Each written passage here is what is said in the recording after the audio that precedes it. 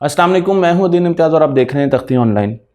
पिछले दिनों नासा ने जेम्स वेब टेलीस्कोप से हासिल की गई कुछ तस्वीर रिलीज़ की। इन तस्वीर से हमें कायनात के बारे में बहुत सी इंफॉर्मेशन मिलती है। हमने इस सीरीज़ में इन तस्वीर को डिस्कस करना है और आहिस्ता आहिस्ता देखना है कि इन तस्वीर से हमें इंफॉर्मेशन क्या मिल रही है। आज मैं एक तस्वीर की तरफ जा रहा हूँ जिसे कॉस्मिक क्लिफ कहा जाता है। आपको यहाँ पर मैं कॉस्मिक क्लिफ की एक तस्वीर दिखा रहा हूँ और ये तस्वीर आती है एक नेबुला से जिसे कहा जाता है करीना नेबुला। करीना नेबुला हमारे सोलर सिस्टम से ज़्यादा दूर नहीं है। ये एक ऐसी जगह है जहाँ पर डस्ट के और गैस के बड़े बड़े बादल हैं। यहाँ पर सूरज और सितारे बनते हैं और फिर अपनी उम्र पूरी करके फटते रहते हैं। तो ये एक ऐसी फैक्ट्री है जो कि नए सितारों को बनाती है। तो करीना नेबुला है कहाँ पर? चलते हैं मिल्की वे गैलेक्सी की तरफ, जहाँ पर आपको मुख्तलिफ स्पाइरल्स नज़र आ रहे हैं। आपको यहाँ पर हमारा सोलर सिस्टम सन भी नज़र आ रहा है और उससे कुछ दूर आपको NGC 3372 करीना नेबुला का एक हिस्सा दिखाया गया है, बल्कि पूरा करीना नेबुला ही आपको नज़र आ रहा है, जो कि सेजिटेरियस करीना आर्म में है। तो मिल्की वे के मुख्तलिफ आर्म हैं और उसमें से एक आर्म में जिसमें सोलर सिस्टम मौजूद है उससे कुछ दूर करीना नेबुला है। इस नेबुला की तस्वीर मैं आपको यहाँ पर दिखा रहा हूँ। तो अब हमने इस नेबुला पर गौर करना है, जो कि हमारी ज़मीन से 8500 लाइट ईयर्स दूर है। इतना दूर है हमारी ज़मीन से, लेकिन अगर हम इसके गिर्द देखें कि कितना फासला है एंड टू एंड, तो ये 460 लाइट ईयर्स लंबा है। हम इसे जूम करते हैं क्योंकि हमने तो पर्टिकुलर जगह पर देखना है, तो हम 460 लाइट ईयर से जूम करते हैं और हम पहुंचते हैं 60 लाइट ईयर्स पर। ये एक ऐसा रीजन है जहां पर आपको बहुत से इंटरस्टेलर क्लाउड्स नज़र आ रहे हैं। इस हिस्से को NGC 3324 कहा जाता है, जहां पर गहरे क्लाउड्स हैं। हम और ज़्यादा जूम करते हैं तो अब हमें ये क्लाउड्स नज़र आ रहे हैं। तो एक तरफ हमें स्टेलर विंड्स नज़र आ रही हैं और दूसरी तरफ हमें क्लाउड्स नज़र आ रहे हैं। वेब टेलीस्कोप ने जिस हिस्से को गौर से देखा वो सिर्फ 16 लाइट ईयर्स लंबा था। तो कहाँ पर हम 460 लाइट ईयर्स की बात कर रहे हैं जो कि करीना नेबुला बनाता है, और उसको भी जूम करते करते हम उस हिस्से पर पहुंचे जिसकी एक तरफ से रोशनी अगर चलना शुरू हो तो वो 16 लाइट ईयर्स में दूसरी तरफ पहुंचेगी। और यहाँ पर आपको तस्वीर में भी दिखाया जा रहा है। ये तस्वीर इंफ्रारेड रीजन में खींची गई है। तो आपको जितनी भी तस्वीर नज़र आएंगी वो ज़्यादातर इंफ्रारेड रीजन से खींची गई होंगी, और जो इंस्ट्रूमेंट इसमें इस्तेमाल किया गया है उसे नियर कैम कहा जाता है, नियर इंफ्रारेड कैमरा। इस पर मैं बहुत सी वीडियोस बना चुका हूँ और इसकी तकनीकी डिटेल्स के बारे में भी बता चुका हूँ। अब यहाँ पर इस तस्वीर को देखेंगे तो आपको कई जगह लगेगा कि बादल छट रहे हैं, बादल वहां पर मौजूद नहीं है। और उसकी वजह यह है कि उन जगहों पर आपको स्टार्स, चमकते दमकते स्टार्स नजर आएंगे। जब सितारे पूरी आबोताब के साथ चमकते हैं, क्योंकि ये वो नेबुला है जहां पर बहुत बड़े बड़े मैसिव स्टार्स हमारी मिल्की वे के प्रोड्यूस होते हैं और फिर ऐसे ऐसा ख़त्म हो जाते हैं, तो वो अल्ट्रा वायलेट रेडिएशंस देते हैं। हमारा सूरज भी अल्ट्रा वायलेट रेडिएशंस देता है, और अल्ट्रा वायलेट रेडिएशन की हिद्दत की वजह से ये गैस आहिस्ता आहिस्ता वहाँ से छटना शुरू हो जाती है, और उसकी भी एक साइंटिफिक वजह है। आप देखें जहाँ जहाँ आपको स्टार्स नज़र आ रहे हैं वहाँ वहाँ आपको गैस छटती हुई नज़र आ रही है, और उसकी साइंटिफिक वजह है आयोनाइजेशन।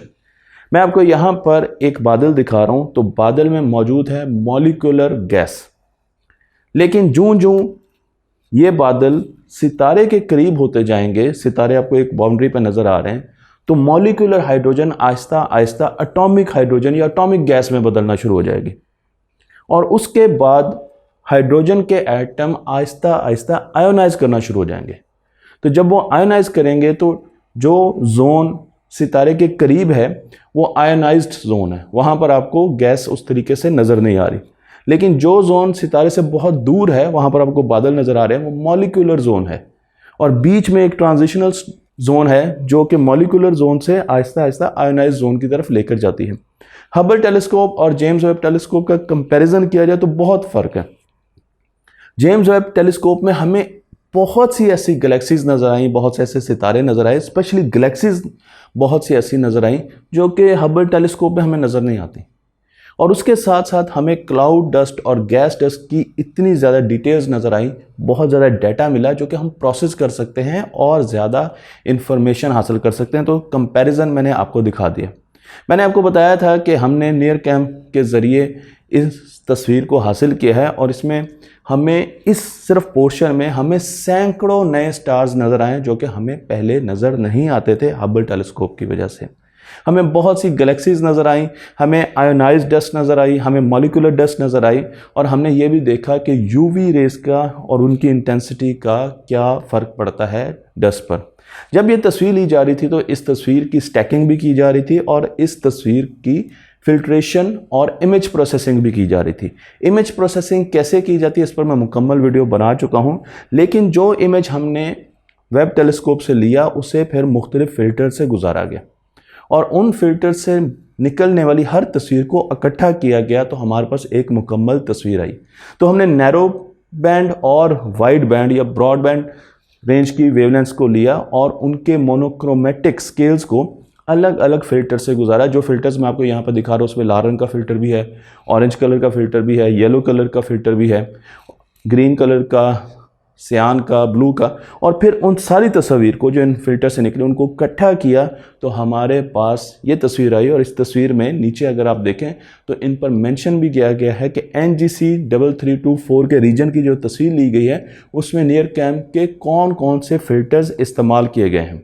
सिर्फ यही इंस्ट्रूमेंट इस्तेमाल नहीं किया गया इस तस्वीर के लिए, मैं आपको एक और इंस्ट्रूमेंट की तरफ भी लेकर जाऊँगा, लेकिन उससे पहले एक चीज़ बतानी ज़रूरी है और वो ये है कि हमें इस तस्वीर में सोलर सिस्टम बनते हुए नज़र आ रहे हैं। दो विंडोज़ मैंने आपको यहाँ पर दिखाई हैं, तो आप जो ऊंची विंडो है, जो कम विड्थ में और ऊंची विंडो है उसमें देखें तो आपको चमकते हुए सितारे नज़र आएंगे और उसके साथ साथ आपको एक उभरी हुई शक्ल नज़र आएगी।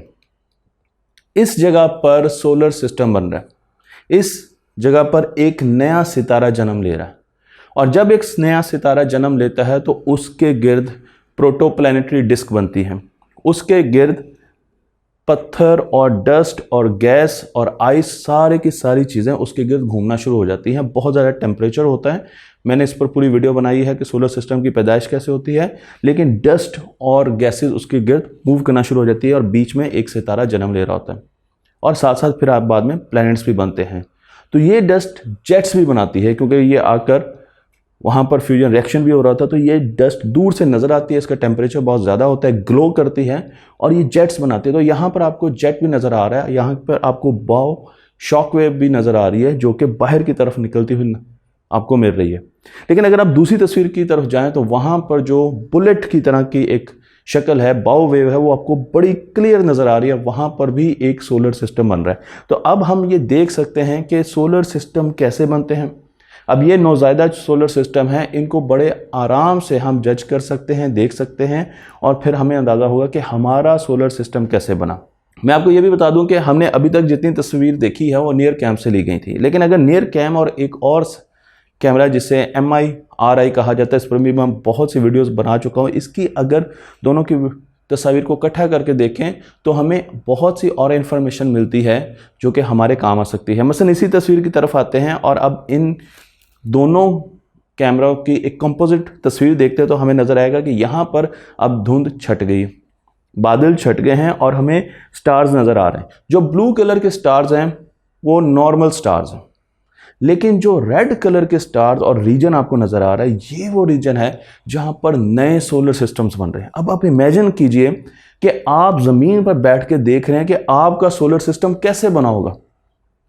आप नए नए सोलर सिस्टम्स को देख रहे हैं और देख रहे हैं कि उनके गिर्द पहले तो स्टार कैसे बन रहा है, न्यूक्लियर फ्यूजन कैसे हो रहा है, फिर उसके गिर्द चीज़ें कैसे घूम रही है, फिर प्लैनेट्स कैसे बन रहे हैं और फिर प्लैनेट्स से आगे वो कैसे इवॉल्व कर रहा है और बड़े प्लैनेट्स छोटे प्लैनेट्स मिक्स करके नंबर ऑफ प्लैनेट्स, क्योंकि हमारा जब सोलर सिस्टम बना था तो 20 प्लैनेट्स थे और आज हमारे पास 8 प्लैनेट्स हैं। तो किस तरीके से एवोल्यूशन हो रही है। नियर कैमरा मैं आपको यहाँ पर दिखा रहा हूँ, इस पर मैं पहले भी डिटेल में बता चुका हूँ कि ये एक इंफ्रारेड इमेजर है, इसमें स्पेक्ट्रोस्कोप लगा हुआ है जो कि स्पेक्ट्रोस्कोपी के लिए इस्तेमाल किया जाता है। और इसमें एक टाइम सीरीज़ इमेजर भी है जो कि टाइम के साथ साथ तस्वीर खींचता है। मसलन आप एक सूरज को देख रहे हैं या एक सितारे को देख रहे हैं तो आप देख रहे हैं कि किस तरह इसके ग्लो करने के पैटर्न्स हैं। ये ब्राइट होता है, फिर कम, कई ऐसे सितारे हैं जो कुछ अर्से के लिए ब्राइट होते हैं और फिर बुझ जाते हैं या कम ब्राइट हो जाते हैं, अपनी ब्राइटनेस को चेंज करते हैं। स्पेशल किस्म के वेरिएबल स्टार्स होते हैं, हम उनको भी देख सकते हैं। हम देख सकते हैं कि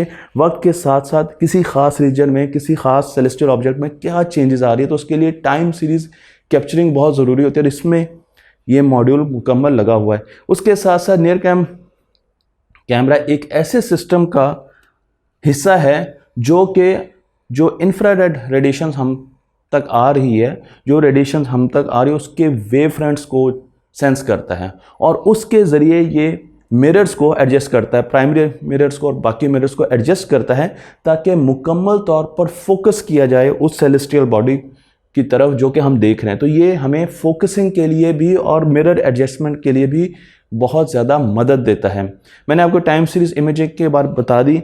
यहाँ पर जो बैंड हम यूज़ कर रहे हैं वो 0.6 माइक्रोन विजिबल रेड से लेकर 5 माइक्रोन्स मिड इंफ्रारेड रेंज के बीच में हम बैंड यूज़ कर रहे हैं। और उसके साथ साथ एक और टेक्नोलॉजी भी हम यूज़ कर रहे हैं जिसे क्रोनोग्राफ कहा जाता है और इसमें हम सूरज या किसी भी सितारे के गिर्द एक डिस्क रखते हैं ताकि उसके गिर्द जो प्लैनेट्स घूम रहे हैं वो हमें नज़र आए और वो स्टार, उसकी जो रोशनी है वो छुप जाए। इस पर मैं बहुत सी वीडियोस बना चुका हूँ और आपको पहले भी ये टेक्नोलॉजी के बारे में बता चुका हूँ।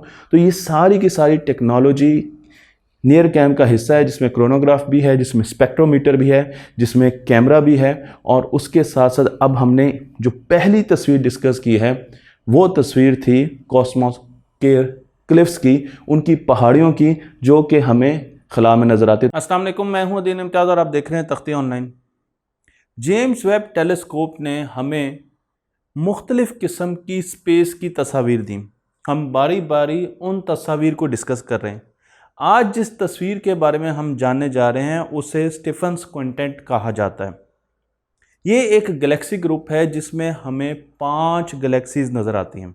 अगर आप क्विंटेट लफ्ज़ का मतलब देखें तो इसका मतलब है लोगों का एक ऐसा ग्रुप जो कि म्यूज़िक या पियानो बजा रहे हैं, म्यूज़िक प्ले कर रहे हैं।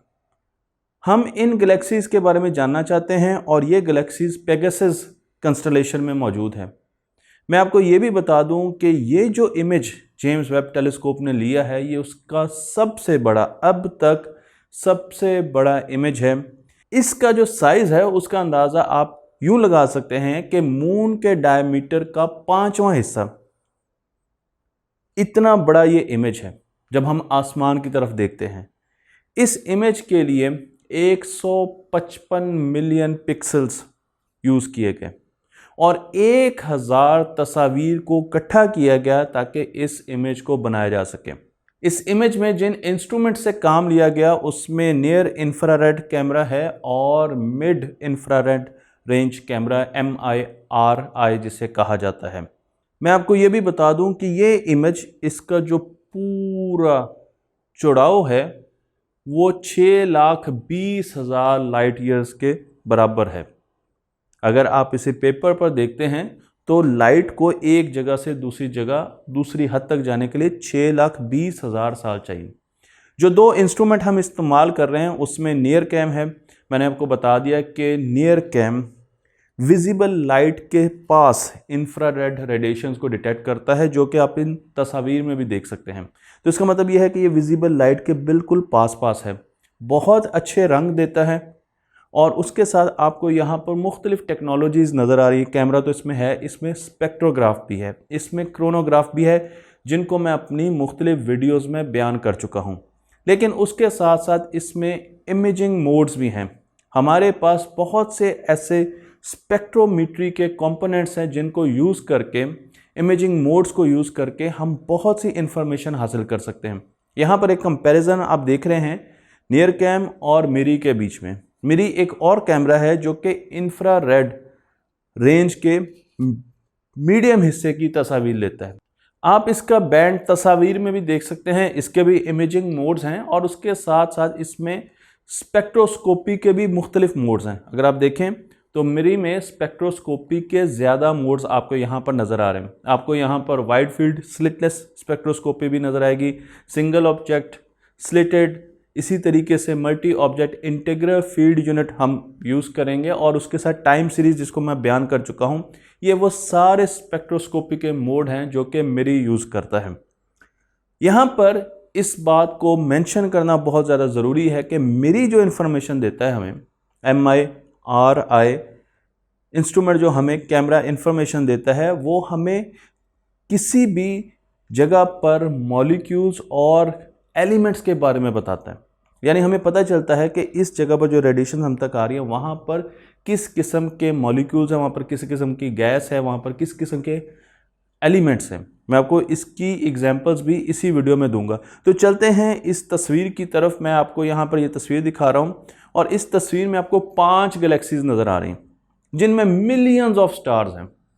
आपको यहाँ पर स्टार डस्ट नज़र आ रही है, आपको यहाँ पर मुख्तलिफ गैसेस नज़र आ रही हैं, आपको यहाँ पर कई जगह पर स्टार फॉर्मेशन नज़र आएगी। यहाँ पर एक जगह को हाईलाइट किया गया है और वहाँ पर स्टार फॉर्मेशन दिखाई गई है कि वहाँ पर नए नए सोलर सिस्टम बन रहे हैं।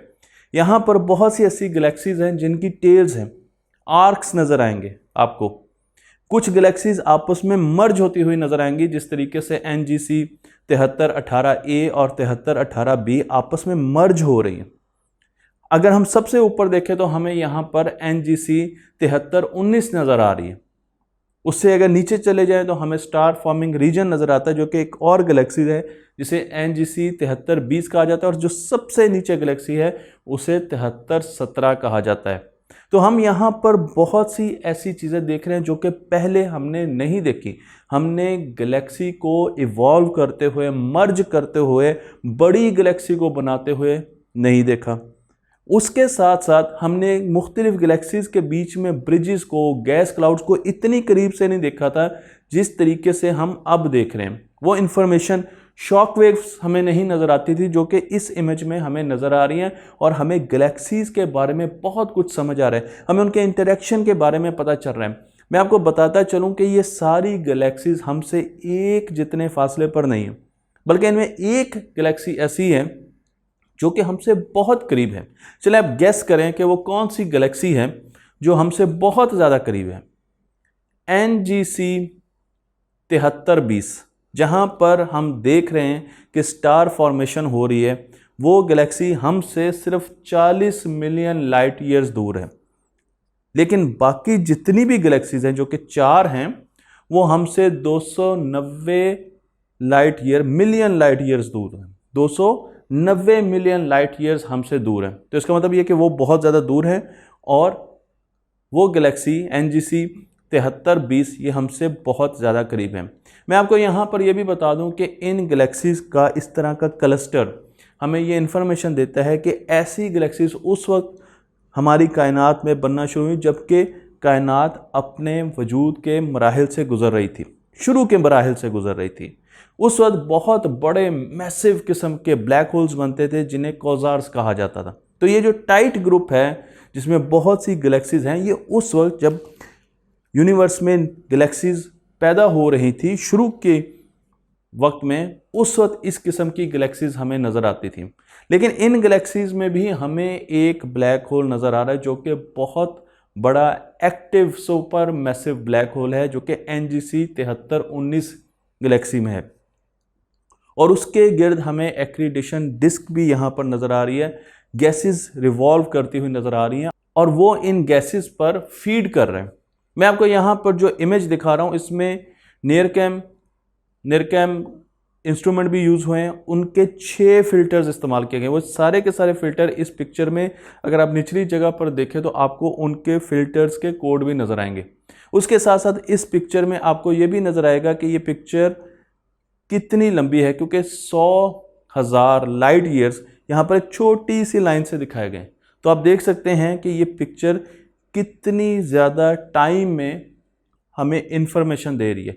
फिर हमारे पास मिरी फिल्टर्स भी हैं, तो आप देख सकते हैं यहाँ पे मिरी फिल्टर्स यूज़ हुए हैं, और फिर हमने निरकैम और मिरी दोनों से हासिल की गई इमेजेस को इकट्ठा किया तो हमारे पास ये इमेज आया। लेकिन अगर हम सिर्फ मिरी के इमेज को देखें और उससे इंफॉर्मेशन लेने की कोशिश करें तो यहाँ पर मेरी के 3 फिल्टर्स यूज़ किए गए। इनमें जो रेड कलर के स्पॉट्स हैं, जगह हैं, वो हमें बताते हैं कि यहाँ पर डस्ट है, बहुत ज़्यादा डस्ट है, स्टार फॉर्म हो रहे हैं, यहाँ पर प्लैनेट्स फॉर्म हो रहे हैं। ब्लू हिस्सा हमें ये बताता है कि यहाँ पर स्टार क्लस्टर्स हैं, सितारे हैं ज़्यादा या क्लस्टर्स हैं उनके। और इसी तरीके से डिफ्यूज ब्लू कलर, मैं ये वर्ड इसलिए बोल रहा हूँ कि क्योंकि यही वर्ड नासा की वेबसाइट पे लिखे गए हैं। डिफ्यूज ब्लू कलर यहाँ पर हमें शो कर रहे हैं कि यहाँ पर डस्ट में हाइड्रोकार्बन मॉलिक्यूल्स मौजूद हैं। हाइड्रोकार्बन मॉलिक्यूल्स बहुत ज़्यादा अहम हैं। और उसके साथ साथ आपको यहाँ पर ब्लैक होल भी वाज़े तौर पर नज़र आ रहा है, जो कि 7319 में है, NGC 7319 में है। और उसका भी आपको नज़र आ रहा है कि उसके टेम्परेचर बहुत ज़्यादा है। मैं आपको यहाँ पर सुपर मैसिव ब्लैक होल की तरफ लेके जाऊँगा, जो कि हमारे सूरज से 24 मिलियन टाइम्स ज़्यादा मैसिव है। उसका मैस 24 मिलियन टाइम्स ज़्यादा है। लेकिन अगर उसकी लाइट एनर्जी देखें, क्योंकि उसके गिर्द एक्रीशन डिस्क है, एक्रीशन मटेरियल है जो कि उसके गिर्द घूम रहा है और उसका टेम्परेचर बहुत ज़्यादा और वो ग्लो कर रहा है, तो उसकी जो लाइट एनर्जी है वो 40 बिलियन सूरजों के, हमारे सूरजों के बराबर है। यहाँ पर आपको इस पिक्चर में बैकग्राउंड में बहुत सी गैलेक्सीज भी नज़र आ रही हैं। जो इंडिविजुअल स्पॉट्स आपको रेड कलर के, येलो कलर के नज़र आ रहे हैं, सर्कल्स, छोटे छोटे डॉट्स नज़र आ रहे हैं, वो सारी की सारी गैलेक्सीज हैं। लेकिन हमने सिर्फ इसकी तस्वीर ही नहीं देखी, बल्कि हमने ये भी कोशिश की कि हम इसकी स्पेक्ट्रोस्कोपी कर सकें और हम देख सकें कि यहाँ पर किस किस्म के एलिमेंट्स मौजूद हैं। मैं आपको यहाँ पर मेरी का जो स्पेक्ट्रो मोड है, जिसे इंटीग्रल फील्ड यूनिट स्पेक्ट्रोस्कोप या स्पेक्ट्रो मोड कहा जाता है, उससे ली गई और प्रोसेस की गई ये इमेजेस दिखा रहा हूँ। यहाँ पर आपको 2 ग्राफ नज़र आ रहे हैं। अगर आप देखें तो हमने ब्लैक होल को लिया है और उसके बाद ब्लैक होल को हमने वाज़े तौर पर देखने की कोशिश की है। हमने ब्लैक होल के गिर्द वाज़े तौर पर देखने की कोशिश की है और हमने उससे थोड़ा सा दूर जाकर, दोनों सर्कल्स आपको दिखा रहे हैं, वहाँ पर देखने की कोशिश की है कि वहाँ पर किस किस्म के एलिमेंट्स हैं। तो अगर हम निचले हिस्से को देखें, निचले ग्राफ को देखें, तो यहाँ पर हमें मॉलिक्यूलर हाइड्रोजन का स्पेक्ट्रम नज़र आ रहा है, उसकी स्पेक्ट्रल लाइंस नज़र आ रही हैं और उसके साथ हमें सिलिकेट्स भी नज़र आ रहे हैं। सिलिकेट्स का मतलब ये है कि यहाँ पर हमें एक ब्लैक होल रेत में छुपा हुआ नज़र आ रहा है। इस रेत के जो ज़र्रे हैं वो हमारी ज़मीन पर मौजूद रेत से बहुत ज़्यादा छोटे हैं। जो बीच पर होती है, जो साहिल समंदर पर होती है, उस रेत से बहुत छोटे हैं। लेकिन यहाँ पर डस्ट और रेत इस ब्लैक होल को ढांपे हुए। डस्ट की वजह से बहुत सी रोशनी इस ब्लैक होल से हम तक नहीं पहुंच सकती, क्योंकि डस्ट उसे एब्जॉर्व कर लेती है। इसलिए इस ब्लैक होल का ये हिस्सा बहुत ज़्यादा छुपा हुआ था, मख्फी था और हम कभी भी इसे देख नहीं पा रहे थे। लेकिन अब हम इंफ्रारेड स्पेक्ट्रोस्कोपी की वजह से और इमेजिंग की वजह से इस हिस्से को भी कुछ ना कुछ एक्सप्लोर कर पा रहे हैं। लेकिन हम फिर ऊपर चलते हैं, ऊपर वाले ग्राफ की तरफ, और यहाँ पर हमें नज़र आता है कि यहाँ पर हमें मल्टीपल एमिशंस नज़र आते हैं। एक ही गैस है और उसकी मुख्तलिफ स्पेक्ट्रल लाइन्स आपको मुख्तलिफ वेवलेंथ्स पे मिल रही है। ये बहुत अहम पॉइंट है। यानी अगर आप नियॉन को देखें तो नियॉन आपको उसकी 3 से ज़्यादा जगह नज़र आएंगी जहाँ पर उसकी मुख्तलिफ स्पेक्ट्रल लाइन है, और एक जगह पर तो आपको उसके 3 स्पेक्ट्रल लाइंस बिल्कुल पास पास नज़र आएंगी। ये इन्फॉर्मेशन हमें पहले नहीं पता थी। इसका मतलब यह है कि हम अब उन तमाम गैसेस के बारे में भी जान सकते हैं जो कि ब्लैक होल के इर्द गिर्द मौजूद हैं, और ये वो गैसेस हैं जो कि आयोनाइज हो चुकी हैं बहुत ज़्यादा टेम्परेचर की वजह से। इनकी प्रॉपर्टीज़ भी समझने में अब हमें आसानी होगी और हमें इनकी आउटफ्लो के बारे में भी पता चलेगा। तो यहाँ पर आपको नज़र आ रहा है कि आयरन है, आर्गॉन है, नियॉन है, सल्फ़र, अगेन आपको इसकी मल्टीपल स्पेक्ट्रल लाइंस मिलेंगी। यानी मुख्तलिफ वेवलेंथ्स आपको यहाँ पर देख रहे हैं, मुख्तलिफ वेवलेंथ्स पर आपको इसकी ब्राइटनेस मिलेगी। ऑक्सीजन है और नियॉन तो यहाँ पर है ही। मज़े की बात यह है कि एक ही ब्लैक होल के गिर्द गैसेस के डिफरेंट फेजेस हमें नज़र आ रहे हैं। यहाँ पर आपको एटॉमिक हाइड्रोजन नज़र आ रही है जो कि ब्लू और येलो कलर में आपको यहाँ पर मिल रही है। एटॉमिक हाइड्रोजन हमें ये बताती है कि गैस बाहर की तरफ किस तरीके से फ़्लो करती है। आयरन आयंस जिनको हम यहाँ पर देख रहे हैं, आप देख सकते हैं कि उनका कलर हमें ये बताता है कि यहाँ पर हॉट गैसेस मौजूद हैं। ये सारी इन्फॉर्मेशन नासा की वेबसाइट से ली गई है और जेम्स वेब टेलीस्कोप की वेबसाइट से ली गई है। और इसी तरीके से मॉलिक्यूलर गैस जो कि रेड कलर में, वो बताती है कि यहाँ पर ठंडी, यहाँ पर ठंड है, कोल्ड है, और उसके साथ साथ यहाँ पर बहुत से डेंस क्लाउड्स हैं, फ्यूल है, यहाँ पर हमें बहुत ज़्यादा फ्यूल भी मिल सकता है। तो जब हमने मिरी और स्पेक्ट्रोस्कोप का इकट्ठा इस्तेमाल किया, आप यहाँ पे IUFU को भी देख सकते हैं, तो हमें ये भी पता चला, हमने अब आर्गन आयंस, नियॉन आयंस और मॉलिक्यूलर हाइड्रोजन को जब गौर से देखा तो हमें पता चला कि इनमें मूवमेंट भी हो रही है, गैसेस में और आयंस में मूवमेंट भी है। अब ये मूवमेंट कुछ हमारी तरफ है और कुछ हमसे दूर है, बिल्कुल ऐसे जैसे ब्लैक होल के गिर्द कोई चीज़ घूमती है तो वो कभी हमारी तरफ आती है और कभी हमसे दूर जाती है। उसे देखने के लिए हमने एक स्केल बनाया है और आप देख सकते हैं कि जो नीले रंग के जगह आपको नज़र आ रही है वो हमारी तरफ मूव कर रही है।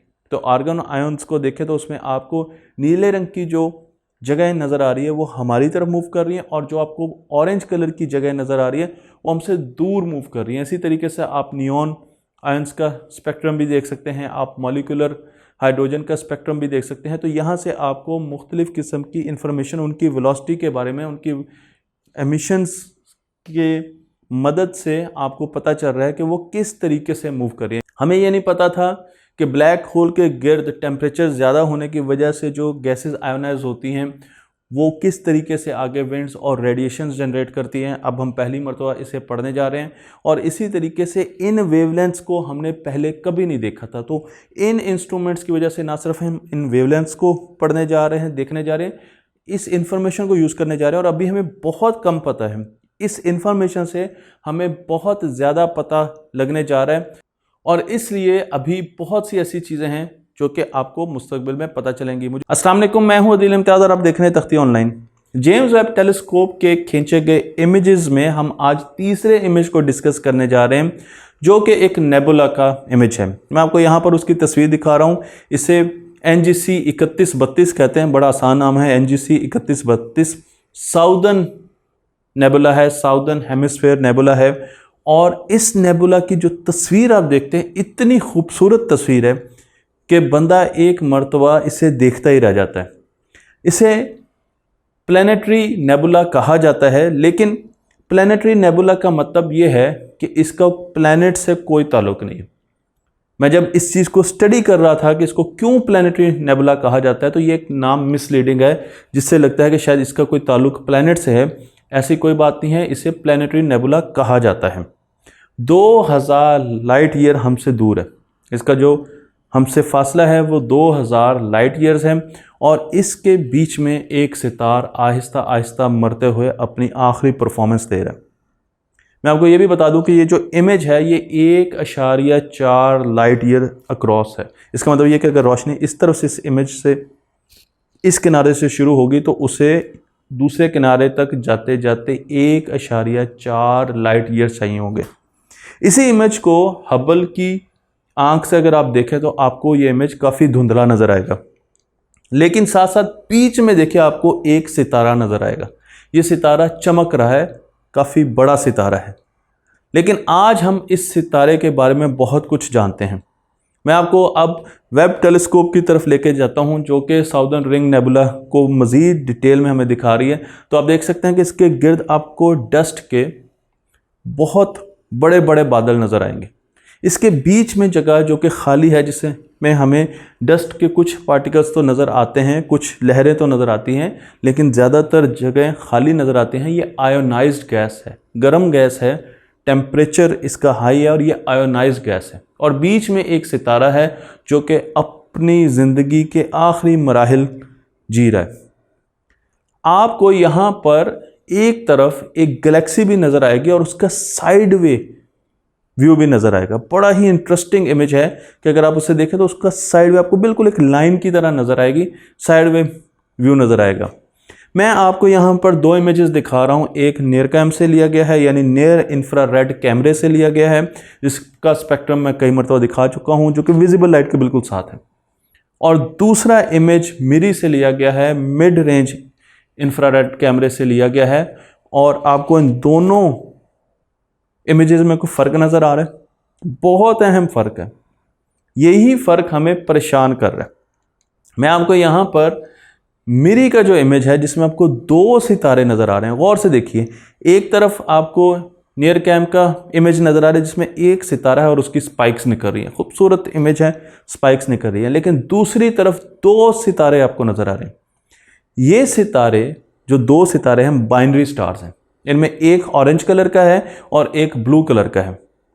और ऑरेंज कलर का सितारा अपनी ज़िंदगी ख़त्म कर रहा है और आहिस्ता आहिस्ता स्पेस में रेत को फेंक रहा है। वो सारा का सारा फ्यूल जला बैठा है, फ्यूजन रिएक्शन कर बैठा है और अब बड़े अरसे से, हज़ारों सालों से वो एटलीस्ट नासा की वेबसाइट पर लिखा हुआ है कि 8 लेयर्स गैस और डस्ट की स्पेस में फेंक चुका है। तो ये आपको जो सितारा नज़र आ रहा है इस बाइनरी सिस्टम में, जो कि दो सितारे हैं और वो एक दूसरे के गिर्द घूम रहे हैं, उसमें आपको डस्ट की कॉइल्स भी नज़र आएंगी, आपको यहाँ पर आर्क्स भी नज़र आएंगे। मैं उस इमेज की बात कर रहा हूँ जो कि मिरी से खींचा गया और वहाँ पर आपको ज़्यादा क्लैरिटी के साथ ये चीज़ें नज़र आएंगी। आपको बैकग्राउंड में गैलेक्सीज भी नज़र आएंगी। लेकिन जो सबसे अहम बात है वो ये है कि नियर कैम के जो रंग हैं वो विजिबल लाइट के करीब है, क्योंकि उसका बैंड विजिबल लाइट के करीब है। लेकिन जब आप इंफ्रारेड के बीच में आ जाते हैं, इसके जो बैंड है उसके बीच में आ जाते हैं, मिड रेंज में आ जाते हैं, तो अब कलर्स चेंज होना शुरू हो जाते हैं, कलर्स थोड़े से धुंधले होना शुरू हो जाते हैं, डिफरेंट होना शुरू हो जाते हैं। और यहाँ पर आपको दो स्टार्स नज़र आते हैं। तो अगर हम विजिबल लाइट में देखें, हबल के साथ देखते, तो हमें वो सितारा कभी नज़र ना आता जो कि आहिस्ता आहिस्ता मर रहा है, जो कि एक वाइट ड्वार्फ है, मैं आगे आपको बताऊंगा, और जो कि इस रेत को फेंक रहा है, गैसेस को फेंक रहा है। वो सितारा हमें मिड रेंज इंफ्रारेड स्पेक्ट्रम से ही नज़र आया। तो ये एक वाइट ड्वार्फ है और वाइट ड्वार्फ के बारे में बहुत सी वीडियोस मैं बना चुका हूँ। इससे अपनी मौत से हज़ारों साल पहले ही डस्ट और गैसेस जो वो इजेक्ट करना शुरू कर दी थी, वो फेंकना शुरू कर दी थी। लेकिन जब ये इन चीज़ों को बाहर की तरफ फेंकता था, क्योंकि ये और दूसरा सितारा आपस में एक बाइनरी रिलेशन में, तो वो उसे स्प्रे करता था। दूसरा सितारा भी मदद करता था इसकी इन गैस के और इन डस्ट के बड़े बड़े ज़ख़ीरों को दूर दूर तक फैलाने के लिए स्पेस में। उसके साथ साथ ये जो ड्वार्फ स्टार है ये इस पूरी स्पेस को गर्म भी कर रहा है, इसका टेम्परेचर भी बढ़ा रहा है। इस वजह से गैस आहिस्ता आहिस्ता आयोनाइज हो रही है। तो बीच में जो गैस आपको नज़र आ रही है, जो कि काफ़ी पतली गैस नज़र आ रही है, इतनी थिक नहीं है, वो आयोनाइज हो चुकी है आहिस्ता आहिस्ता। जबकि नियर कैम में हम देखें तो हमें ये स्टार तो नज़र ही नहीं आता वाइट ड्वार्फ, लेकिन दूसरा स्टार उसके स्पाइक्स निकलते हुए नज़र आते हैं। इमेज रेजोल्यूशन की बात करें तो नियर कैम की इमेज बहुत हाई रेजोल्यूशन के होते हैं, और अगर हम इंफ्रारेड, मिड इंफ्रारेड रेंज में आते हैं, मेरी जो इमेज लेता है वो निस्बतन लो रेजोल्यूशन के, मीडियम रेजोल्यूशन के इमेजेस होते हैं, रफ इमेजेस होते हैं। और उसकी एक वजह है, उसकी वजह यह है कि जो वेवलेंथ कैप्चर करता है नियर कैम, वो छोटी वेवलेंथ कैप्चर करता है। और जब छोटी वेवलेंथ कैप्चर करके आप इमेज लेते हैं तो उस इमेज के जो फीचर्स हैं वो बड़े शार्प नज़र आते हैं। लेकिन मेरी क्योंकि बड़ी वेवलेंथ को कैप्चर करता है, इसलिए उसके इमेजेस निस्बतन डल नज़र आते हैं, लेकिन उसमें हमें बिल्कुल डिफरेंट इन्फॉर्मेशन मिल रही होती है। मैं आपको यहाँ पर नियर कैम के फ़िल्टर्स दिखा रहा हूँ। एक मतलब फिर आप देख सकते हैं कि इस इमेज को बनाने के लिए हमने कौन कौन से फ़िल्टर्स यूज़ किया। तो यहाँ पर आपको वो सारे फ़िल्टर्स नज़र आ रहे हैं। लेकिन अगर हम मिरी की तरफ जाएं तो यहाँ पर भी आपको 4 फ़िल्टर्स नज़र आ रहे हैं। मिरी का जो इमेज है उसे बनाने के लिए 3132 NGC 3132 का इमेज बनाने के लिए हमें यहाँ पर 4 मुख्तलिफ़ किस्म के फ़िल्टर्स नज़र आए। और नीचे एक लाइन लगी हुई है। इस लाइन का मतलब यह है कि इतनी लेंथ अगर रोशनी एक तरफ से दूसरी तरफ जाए तो उससे 0.25 लाइट ईयर्स आएगा, यानी 1 लाइट ईयर का चौथाई हिस्सा चाहिए इतनी लेंथ को कवर करने के लिए। तो ये काफ़ी ज़्यादा जूम्ड इन इमेज है। और उसके साथ साथ इसमें रेत स्प्रिंकल हो रही है, बाहर की तरफ निकल रही है। पीछे डॉट्स में हमें गैलेक्सीज नज़र आ रही हैं, और इन गैलेक्सीज में आपको डॉटेड गैलेक्सीज भी नज़र आ रही हैं, आपको स्ट्रेट लाइन में भी कुछ गैलेक्सीज दिखाई जा रही हैं, और इनमें स्पाइरल गैलेक्सीज भी हैं। तो ये इन्फॉर्मेशन इस पूरे एक इमेज में मौजूद थी जो कि एक नेबुला का था। और मुझे उम्मीद है कि अगले आने वाली वीडियोज़ में हम और इमेजेस को भी डिस्कस करेंगे और उनके बारे में भी जानेंगे। अस्सलाम वालेकुम, मैं हूं दिन इम्तियाज़ और आप देख रहे हैं तख्ती ऑनलाइन। जेम्स वेब टेलीस्कोप के जो पहले इमेजेस आए थे उन्हें हमने बारी बारी डिस्कस किया, और आज जिस इमेज को हम डिस्कस करने जा रहे हैं वो है वास्प 96b। एक एक्सो प्लैनेट है, हमारे सोलर सिस्टम के बाहर एक सोलर सिस्टम के गिर्द घूमता हुआ प्लैनेट है जिसे हम देखने जा रहे हैं। लेकिन इससे पहले हमने स्टीफन क्विंटेट उसको डिस्कस किया, हमने स्मैक को डिस्कस किया, 723 को, हमने साउदर्न रिंग को डिस्कस किया और हमने करीना नेबुला को डिस्कस किया। इस एक्सो प्लैनेट को आज हम इसलिए डिस्कस करने जा रहे हैं क्योंकि जेम्स वेब टेलीस्कोप बहुत से एक्सो प्लैनेट्स को देखेगी और उनकी एटमॉस्फेयर के बारे में हमें बताएगी। यहाँ पर जो तस्वीर आप देख रहे हैं वो एक सूरज की है जो कि बहुत दूर है, सितारा कह लें, हमारे सूरज से बहुत दूर है और उससे रोशनी हम तक आ रही है।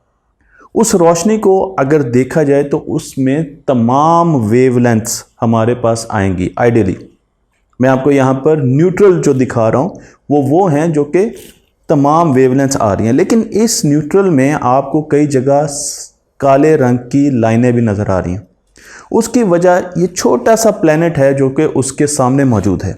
जब रोशनी सितारे से निकलती है और इस प्लैनेट के एटमॉस्फेयर से इंटरेक्ट करती है तो इस प्लैनेट की एटमॉस्फेयर में कुछ ऐसे एलिमेंट्स हैं जो कि कुछ रोशनियों को अपने पास रख लेते हैं, कुछ वेवलेंथ्स को अपने पास रख लेते हैं।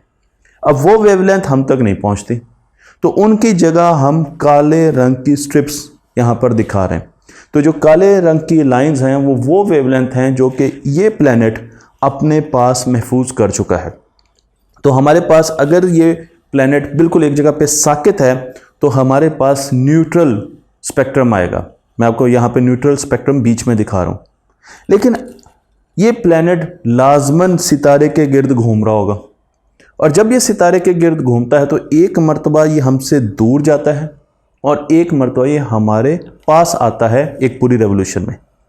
जब ये हमारी तरफ आ रहा होता है तो उस वक्त हम कहेंगे कि इसका स्पेक्ट्रा ब्लू शिफ्टेड है, क्योंकि स्पेक्ट्रम की सारी लाइंस ब्लू लाइन की तरफ, ब्लू स्पेक्ट्रम की तरफ चली जाएंगी। उससे हमें पता चलेगा कि ये हमारी तरफ आ रहा है। और दूसरी तरफ अगर ये हमसे दूर जा रहा है तो अब यही neutral spectrum Aahista Aahista right side पर जाएगा, या राइट साइड की बजाय, क्योंकि मुझे अभी नहीं पता कि मेरा राइट साइड और आपका राइट साइड एक है, हम ये कहते हैं कि ये रेड साइड की तरफ जाएगा। इसे रेड शिफ्ट कहा जाता है और रेड शिफ्ट का मतलब ये है कि ये हमसे दूर जा रहा है। ब्लू शिफ्ट का मतलब ये है कि हम हमारी तरफ आ रहा है और रेड शिफ्ट का मतलब है कि ये हमसे दूर जा रहा है।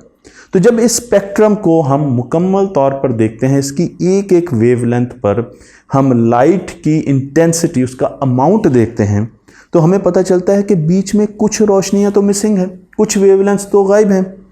आप यहाँ पर स्पेक्ट्रम को गौर से देखिए तो आपको एक बहुत बड़ा खड्डा नज़र आएगा, आपको एक ड्रॉप नज़र आएगा, ग्लिच नज़र आएगी, जो कि तकरीबन नियर इंफ्रारेड और मिड इंफ्रारेड और रेड के बीच का ये स्पेक्ट्रम है। तो 4 के ऊपर आपको एक खड्डा नज़र आएगा और उसके ऊपर लिखा हुआ है ओजोन। इसी तरीके से आपको एक कार्बन डाइऑक्साइड का डिप नज़र आएगी जो कि 16 के ऊपर है। इसका मतलब ये है कि ये जो प्लैनेट हमें देख रहे हैं इसमें कार्बन डाइऑक्साइड मौजूद है, क्योंकि इसकी एनवायरनमेंट ने वो रोशनियाँ जो कि कार्बन डाइऑक्साइड के मॉलिक्यूल के साथ इंटरेक्ट कर सकती हैं, जिनको कार्बन डाइऑक्साइड पसंद करता है, वो हम तक आने नहीं दी। तो इसका मतलब ये है कि कार्बन डाइऑक्साइड यहाँ पर मौजूद है। यहाँ पर ओजोन की लेयर भी मौजूद है, ओजोन आपको कई जगह पर नज़र आ रही है। यहाँ पर आपको थोड़ी बहुत मीथेन भी नज़र आ रही है कि वो भी मौजूद है। आप ये भी देखकर हैरान होंगे कि कार्बन डाइऑक्साइड ने मल्टीपल वेवलेंथ्स के साथ इंटरेक्ट किया, यानी कार्बन डाइऑक्साइड 4 के करीब भी एक डिप दे रही है, 16 के करीब भी एक डिप दे रही है और 2.5 के करीब भी एक डिप दे रही है। तो मल्टीपल वेवलेंथ के साथ भी एक एलिमेंट इंटरेक्ट कर सकता है। ये एक सिग्नेचर है एक प्लैनेट का, ट्रांसमिशन स्पेक्ट्रम है जो कि मैं आपको यहाँ पर दिखा रहा हूँ। और इसके ज़रिए हम इस प्लैनेट की एटमॉस्फेयर के बारे में बहुत अच्छा अंदाज़ा लगा सकते हैं कि इस प्लैनेट की एटमॉस्फेयर में क्या क्या एलिमेंट्स मौजूद हैं। मैं आपको अब लेकर चलता हूँ एक प्लैनेट की तरफ जो कि जेम्स वेब टेलीस्कोप देखने जा रही है। इस प्लैनेट का नाम है वास्प 96b एक्सो प्लैनेट है और 2014 में पहली मरतबा ये डिस्कवर किया गया। 1150 लाइट ईयर्स हमारी ज़मीन से ये दूर है और जुपिटर के मैस का आधा मैस इसका है। इसके जो ऑर्बिट है अपने सितारे के गिर्द वो 3.4 दिनों का है। जब मैं पढ़ रहा था तो मैं खुद भी हैरान हो रहा था कि 3.4 दिन में ये अपने स्टार का एक पूरा सर्कल कर लेता है और ये स्टार के बहुत ज़्यादा करीब है, वो तो वाज़ेह है इसके ऑर्बिट की। अगर इसकी लोकेशन को देखा जाए तो ये साउदर्न स्काई कंस्टलेशन में मौजूद है। फिनिक्स कहा जाता है, फिनिक्स परिंदे को कहा जाता है। इसकी शक्ल को कि एक परिंदे से मिलती जुलती है, बड़े द्योहैकल परिंदे से, इसलिए इसे फिनिक्स कहा जाता है। जो इसका टेम्परेचर हमने नोट किया है, क्योंकि ये सारी ऑब्जर्वेशन हमसे पहले जेम्स वेब टेलीस्कोप से पहले भी हमारे पास आ चुकी थी, क्योंकि हमारे पास और बहुत से ऐसी टेलीस्कोप हैं जो कि इंफ्रारेड रीजन में भी देख सकती हैं और दूसरे विजिबल रीजन्स में भी देख सकती हैं। तो इसका जो टेम्परेचर है वो 537 डिग्री सेंटीग्रेड है, बहुत ज़्यादा गर्म प्लैनेट है और उसके साथ इसका जो डायमीटर है वो जुपिटर से बड़ा है। जब इससे हमें डेटा मिला तो हमने इसके डेटा को आहिस्ता आहिस्ता प्लॉट करना शुरू किया। आप यहाँ पर अमाउंट ऑफ लाइट देख रहे हैं कि जो कि ब्लॉक हुई, ये उल्टा ग्राफ है। इस ग्राफ को उसमें क्या था, लाइट की इंटेंसिटी थी और जहाँ पर लाइट कम थी वो डिप आती थी। यहाँ पर जो लाइट ब्लॉक, तो इसका मतलब यहाँ पर जो उभार है वहाँ की डिप बनता था। तो यहाँ पर जहाँ पर उभार है वो बताएगा कि ये कौन सी वेवलेंथ है और यहाँ पर इन वेवलेंथ को ब्लॉक किया गया है और इन वेवलेंथ के साथ कौन सा एलिमेंट इंटरेक्ट करता है। हमें पता लग जाएगा जी कि जनाब इस प्लैनेट पर ये एलिमेंट्स हैं। आपको यहाँ पर एक ब्लू कलर की लाइन नज़र आ रही है, ये बेस्ट फिट कर्व है। बेस्ट फिट कर्व का मतलब ये है कि हमारे पास बहुत सा डेटा पहले भी है, हमने उस डेटा को भी एक तरफ रखा, हमने जेम्स वेब टेलीस्कोप से भी डेटा लिया और उसके बाद इस डेटे को उसके साथ मैच किया और उस डेटे और इस डेटे में जो कंबाइन चीज़ें, जो या कॉमन चीज़ें आई, उस पर एक ग्राफ बनाया, इसलिए इसे बेस्ट फिट कर्व कहा जाता है। इसमें एरर होते हैं और जो एरर हैं वो आपको यहाँ पर वाइट लाइन से दिखाए गए हैं। जो वाइट लाइन किसी भी पॉइंट पर जितनी बड़ी होगी उसमें एरर उतना बड़ा है। तो शुरू में अगर आप देखें तो आपको वाइट लाइंस नज़र आ रही हैं, तो शुरू में एरर ज़्यादा है। इसका मतलब ये है कि ये जो हमारे पास ऑब्जर्वेशन आई इसमें शुरू का जो हिस्सा है इसमें एरर ज़्यादा होने के चांसेस है। लेकिन ओवरऑल इस पूरे ग्राफ में गोया कि ये लाइंस बड़ी लग रही हैं, लेकिन अगर अब पूरे ग्राफ को हम देखें तो बाकी टेलीस्कोप के मुकाबले में बहुत ही कम एरर यहाँ पर हमें मिला। इस स्पेक्ट्रम को अगर देखें जो जेम्स वेब टेलीस्कोप ने हमें दिया, तो यहाँ पर हमें पानी मिल रहा है।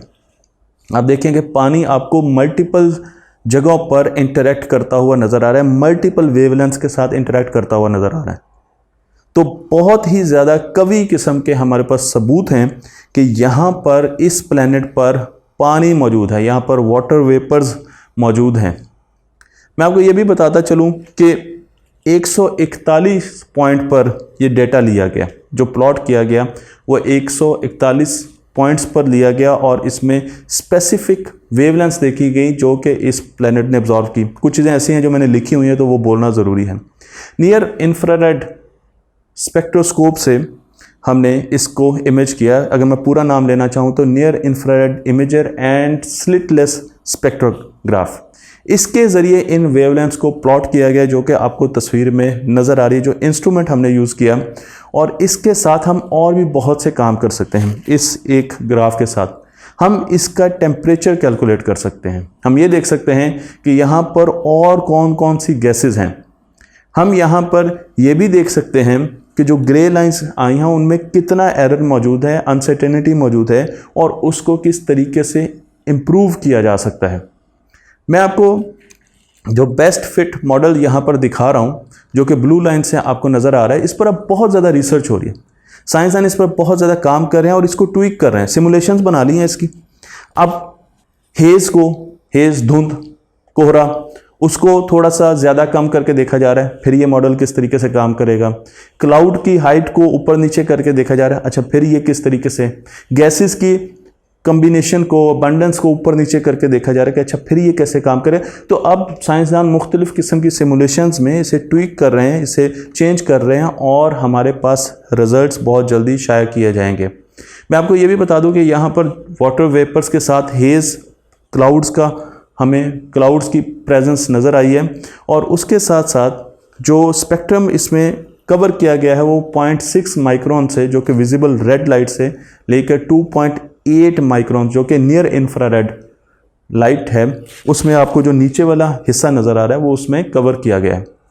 कुछ और भी टेक्निकल डिटेल्स यहाँ पर आप देख सकते हैं। आप इस ग्राफ को देख सकते हैं जहाँ पर आपके पास स्टारलाइट आती है और जैसे ही प्लैनेट सूरज के सामने आता है तो आपको ब्राइटनेस कम होती हुई नज़र आएगी। अब जो ब्राइटनेस कम होती हुई नज़र आती है, ये जो टब बन रहा है, इसको हमने बहुत ज़्यादा गौर से देखना है, और इसमें अभी मैं आगे भी आपको कुछ स्लाइड्स में दिखाऊंगा कि क्या क्या इन्फॉर्मेशन हमारे लिए छुपी हुई है। जैसे प्लैनेट आगे निकलता है वो लाइट की जो ब्राइटनेस है फिर बराबर हो जाती है।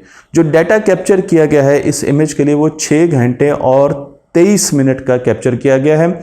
इसमें 280 ब्राइट पॉइंट्स की मेजरमेंट की गई है, जो कि हर 1.4 मिनट के बाद उनकी मेजरमेंट ली जाती थी। तो 280 पॉइंट्स थे और 1.4 मिनट के बाद उनकी मेजरमेंट ली जाती थी, और 6 घंटे 23 मिनट में जितनी मेजरमेंट्स ली गई उसकी बेसिस पर ये डाटा प्लॉट किया गया है। और ये जो आपको खड्डा नज़र आ रहा है, जो आपको गहराई नज़र आ रही है, ये बहुत ज़्यादा नहीं है, आपको यहाँ पर इस ग्राफ से लग रही है, लेकिन ये सिर्फ 1.5% बल्कि उससे भी कम ब्राइटनेस में डिप है, जो कि हमने यहाँ पर बहुत बड़ी करके दिखाई है। मैं आपको ये भी बताता चलूँ कि इसके ज़रिए हम इस पूरे प्लैनेट का साइज़ भी निकालेंगे, मैस भी निकालेंगे, इसके ऑर्बिट को भी स्टडी करेंगे, और इसके स्पेक्ट्रम और सिमुलेशन को भी स्टडी करेंगे। अभी रिसेंटली एक और प्लैनेट की तस्वीरें हमारे सामने आई हैं जिसे वास्प 39 कहा जाता है, और इसको भी हमने बिल्कुल ऐसे ही जज किया है, ऐसे ही पढ़ा है एक्सो प्लैनेट को, जिस तरीके से मैंने पहले बात की। और इसके अंदर जो सबसे अहम डिस्कवरी हुई है कि हमें कार्बन डाइऑक्साइड के ट्रेसेस मिले, कार्बन डाइऑक्साइड मिली है। ये प्लैनेट और ये स्टार हमसे 700 लाइट ईयर्स दूर है। गैस का बड़ा प्लैनेट है और अपने स्टार के गिर्द चक्कर लगा रहा है। हमने इसकी जो तस्वीरें और जो डाटा कलेक्शन किया है वो नियर इंफ्रारेड स्पेक्ट्रोमीटर से किया है, और इसमें हमें कार्बन डाइऑक्साइड के क्लूज़ मिले। अगर आप ग्राफ को देखें तो आपको यहाँ पर जो ऊपर जाती हुई एक पीक नज़र आ रही है, ये साफ नज़र आ रहा है, और काफ़ी बड़ी पीक है, छोटी पीक नहीं है, बिल्कुल एक श्रिल किस्म की, एक नैरो पीक नहीं है, बल्कि बहुत बड़ी वाइड पीक है, जिससे इस डेटा की ऑथेंटिसिटी का और भी ज़्यादा एहसास होता है कि ये डेटा बिल्कुल एक्यूरेट हो सकता है। और यहाँ पर हमें कार्बन डाइऑक्साइड मिल रही है। अगर आप इसमें टब को देखें, मैंने आपको पहले भी बताया था कि जब टब को देखते हैं तो वहाँ पर भी हमें पता चलता है कि कौन सी ऐसी लाइट्स की वेवलेंथ है जो कि हमने रोकी हैं। अगर आप नीचे ग्रीन को देखें तो ये ज़्यादा रोकी गई हैं, ये ज़्यादा एब्जॉर्ब की हैं उस एटमॉस्फेयर ने। और अगर आप रेड को देखें, रेड डॉट्स को देखें, तो ये एटमॉस्फेयर ने, इस प्लैनेट की एटमॉस्फेयर ने एब्जॉर्ब नहीं की। इसे ट्रांजिट लाइट कर्व कहा जाता है, और इसके ज़रिए हमें बहुत सी इंफॉर्मेशन मिलती है। कार्बन डाइऑक्साइड का इस प्लैनेट पर मिलना इसलिए बहुत ज़्यादा अहम है क्योंकि कार्बन डाइऑक्साइड हमें प्लैनेट की फॉर्मेशन और उसकी हिस्ट्री के बारे में बहुत सी इंफॉर्मेशन देती है, जो कि हमें उस प्लैनेट के एवोल्यूशन के बारे में बता सकती है। तो इस इमेज को भी हमने एक्सप्लेन कर दिया। अस्सलाम वालेकुम, मैं हूं दिल इम्तियाज़ और आप देख रहे हैं तख्ती ऑनलाइन। जेम्स वेब टेलीस्कोप ने जो नए इमेजेस भेजे हैं हमें डीप फील्ड के, उनमें ज़्यादातर इमेजेस हमने डिस्कस कर लिए हैं, लेकिन एक इमेज अभी रहता है जिसे हमने डिस्कस करना है, और इस इमेज में आपको बड़ी ही हैरानकुन चीज़ें नज़र आएंगी। मैं आपको यहाँ पर ये इमेज दिखा रहा हूँ, और इस इमेज में जो सबसे अहम और हैरानकुन चीज़ है वो ऑरेंज कलर के आर्क्स हैं। आप देख सकते हैं कि इस वक्त यहाँ पर आपको स्टार्स जो हैं वो स्पाइक्स के साथ रोशन होते हुए नज़र आ रहे हैं, लेकिन ऑरेंज कलर का आर्क आपको बहुत ज़्यादा नज़र आएगा। आप इस आर्क को गौर से देखिए, क्योंकि ये पूरा इमेज है एक गैलेक्सी क्लस्टर का। गैलेक्सी क्लस्टर क्या होता है? जिसमें बहुत सी गैलेक्सीज होती हैं, उसे गैलेक्सी क्लस्टर कहा जाता है। ये है SMACS SMACS 0723 गैलेक्सी क्लस्टर का।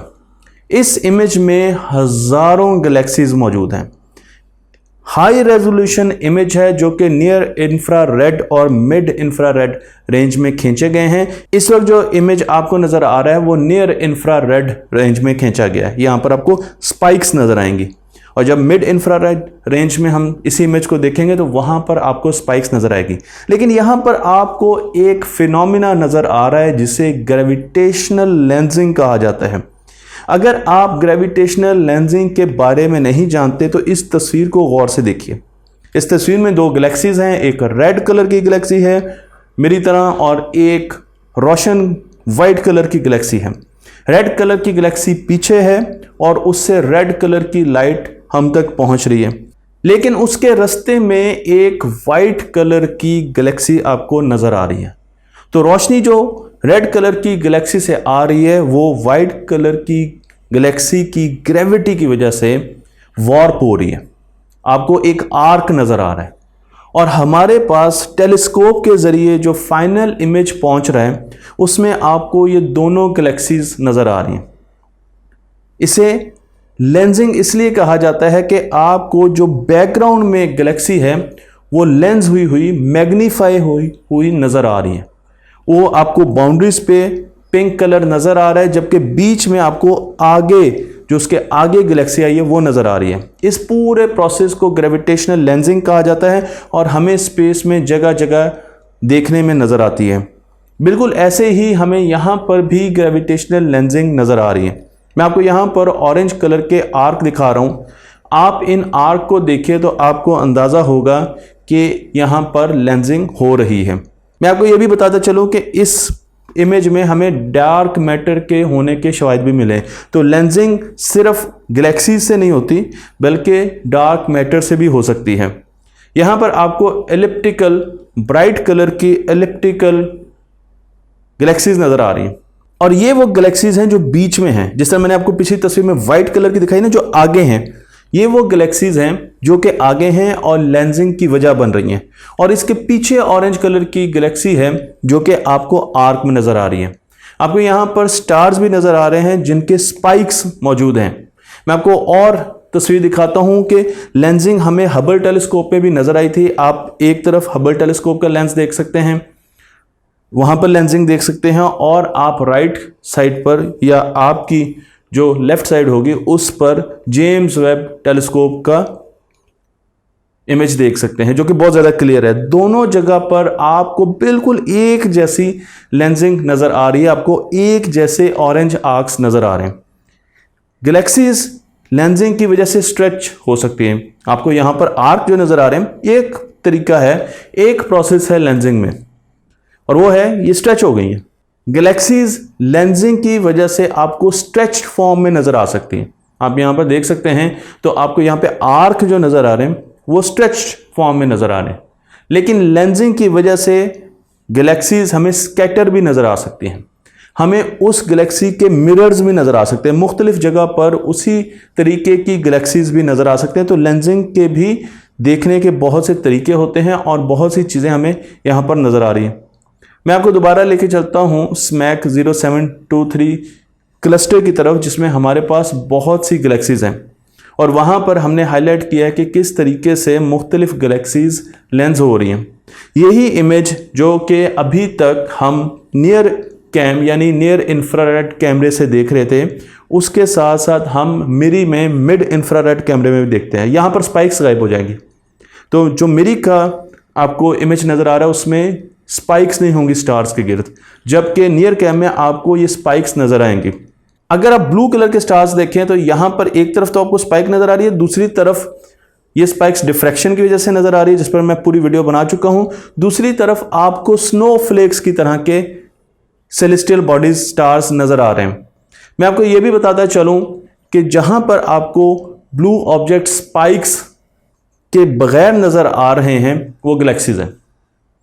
अगर आप नियर कैम का ही इमेज देखें और वहाँ पर आपको जहाँ पर स्पाइक्स नज़र नहीं आ रही और ब्लूइश कलर नज़र आ रहे हैं वो गैलेक्सीज हैं। लेकिन ये गैलेक्सीज बहुत ज़्यादा पुराने स्टार्स रखती हैं और इसमें बहुत कम डस्ट है।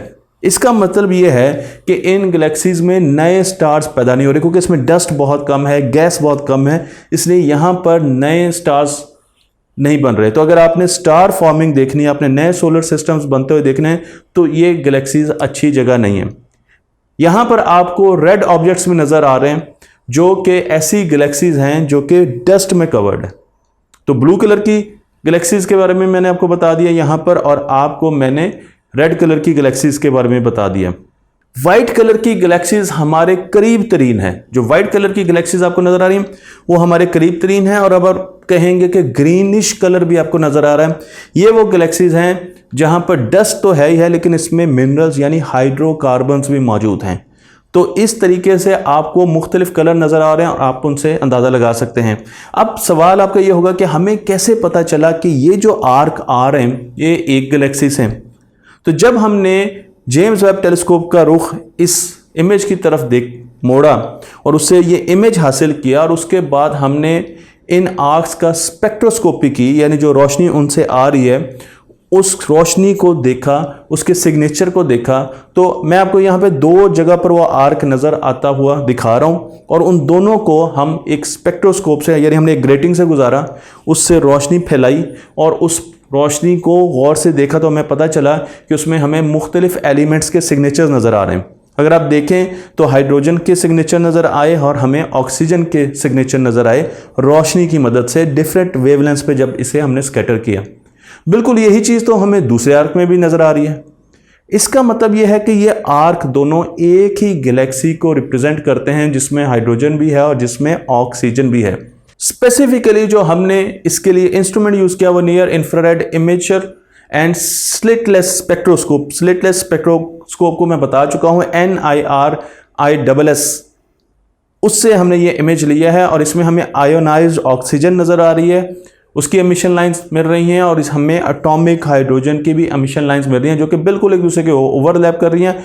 हम यहाँ पर ये भी देख सकते हैं कि ये जो गैलेक्सी है जो कि आर्क की शक्ल में हमें ऑरेंज कलर की नज़र आ रही है, इसका स्पेक्ट्रम तो मैच कर रहा है लेकिन इसकी उम्र भी हम निकाल सकते हैं, और जब हमने इसकी उम्र निकाली तो ये 9.3 बिलियन लाइट ईयर्स पुरानी है।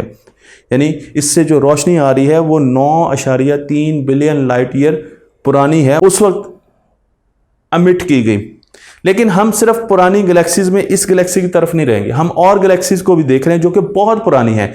मैं आपको यहाँ पर 4 ऐसे इमेजेस दिखा रहा हूं उन गैलेक्सीज के जो कि बहुत पहले मार्ज़े वजूद में आ गई थी। इसमें अगर आप देखें तो आपको यहाँ पर 11.3 बिलियन ईयर्स पुरानी भी एक गैलेक्सी नज़र आ रही है, उसका स्पेक्ट्रम भी आपको नज़र आ रहा है। जो रोशनी आई उसको स्पेक्ट्रोस्कोप से गुजारा और हमें उसका स्पेक्ट्रम नज़र आना शुरू हो गया।